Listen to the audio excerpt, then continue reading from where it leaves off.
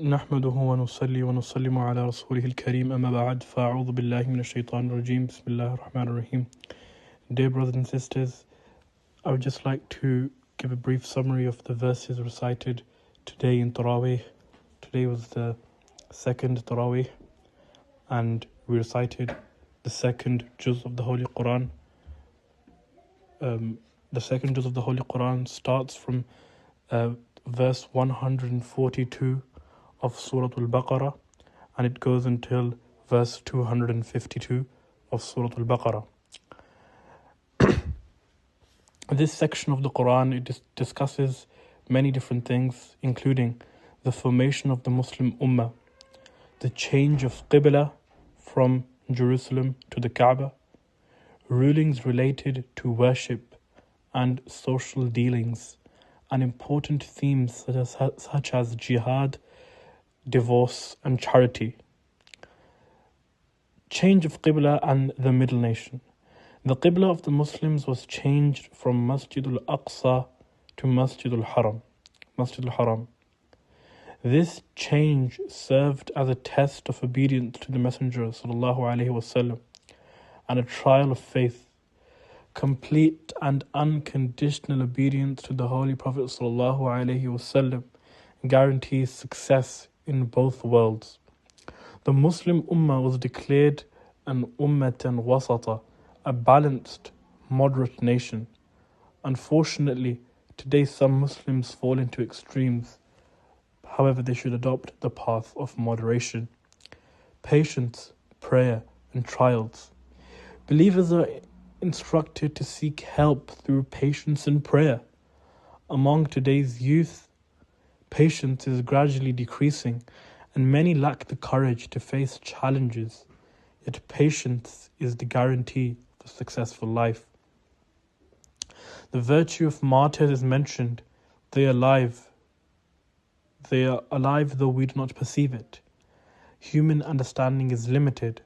Trials such as fear, hunger, and loss of wealth and life are mentioned, along with glad tidings for the patient. A Muslim must face hardships in this world. Entering the arena of love is not easy. People think being a Muslim is simple. However, it is not. Rulings of worship. Fasting was made obligatory. Allah subhanahu wa ta'ala mentions in Surah Baqarah, يا أيها الذين آمنوا كتب عليكم الصيام كما كتب على الذين من قبلكم, that, O you who believe, fasting was made fard upon you like it was made fard upon those before you. And the objective of fasting, attaining taqwa, God consciousness, is also explained in this section of the Quran. Fasting is not merely abstaining from food, drink and physical relations, but keeping all parts of the body within the bounds of Sharia. Also mentioned are the etiquettes of Ramadan, and specifically regarding i'tikaf.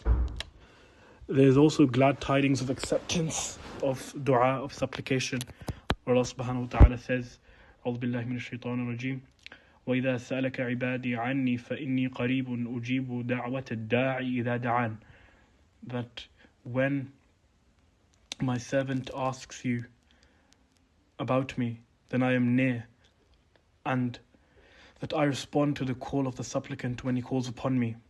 Whenever a person supplicates with sincerity and presence of heart, Allah subhanahu wa ta'ala accepts it, either by granting what is asked, something better, or storing the reward for the hereafter.